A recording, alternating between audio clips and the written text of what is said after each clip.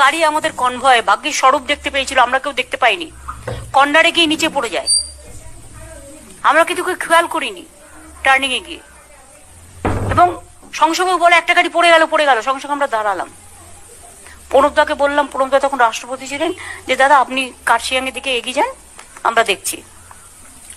আমার লোকেরা বিপদে পড়েছে, আমি তাদের ফেলে চলে আসবো, এটা আমার কাজ নয়। আমি তখন ওদের স্টেট বললাম, গাড়ির মাইকটা বের করো।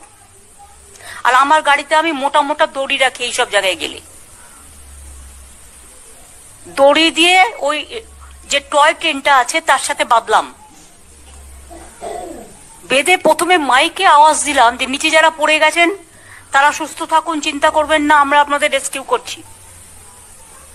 যারা রেস্কিউ হয়ে গেছিল সবাই, তারা বলেছিল পরে যে আপনার গলাটা শুনে আমরা নিশ্চিন্ত হলাম, না তো